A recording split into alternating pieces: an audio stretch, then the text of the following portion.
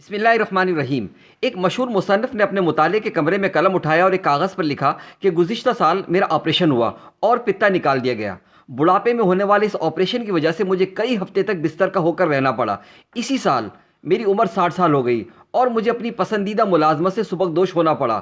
وہ ادارہ جس میں اپنی زندگی کے قیمتی 30 سال گزارے تھے، بالآخر مجھے ریٹائرمنٹ ہونی پڑی۔ اسی سال اپنے والد صاحب کی وفات کا صدمہ اٹھانا پڑا۔ اسی سال میرا بیٹا میڈیکل کے امتحان میں فیل ہو گیا، وجہ اس کی کار کا حادثہ تھا۔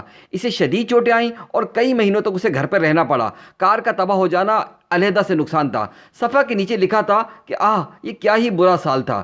مصنف کی بیوی کمرے میں داخل ہوئی تو دیکھا کہ اس کا خاوند غمزدہ چہرے کے ساتھ خاموش بیٹھا خلاؤں کو گھور رہا تھا۔ بیوی نے اسی تحریر کے آگے انہی جملوں کو کچھ ترمیم کے ساتھ لکھ کر شوہر کے آگے کر دیا۔ لکھا تھا کہ گزشتہ سال میں آخر کار مجھے اپنے پتے کے در سے نجات مل گئی، جس سے میں سالوں کرب میں مبتلا رہا تھا۔ میں اپنی پوری صحت مندی اور سلامتی کے ساتھ 60 سال کا ہو گیا ہوں۔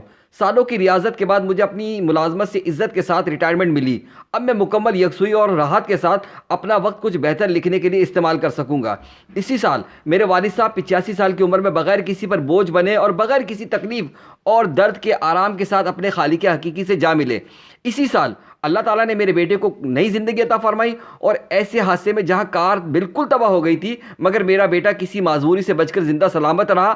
آخر میں مصنف کی بیوی نے یہ فقرہ لگ کر تحریر مکمل کی تھی کہ واہ ایسا سال جسے اللہ نے رحمت بنا کر بھیجا اور باخیر و خوبی گزر گیا۔ بس کہنا یہی ہے کہ زندگی کا ورق ایک ہی تھا لیکن سوچا الگ الگ طریقے سے گیا، لہٰذا مثبت سوچیے اور خوش رہیے۔ آپ کا بہت بہت شکریہ۔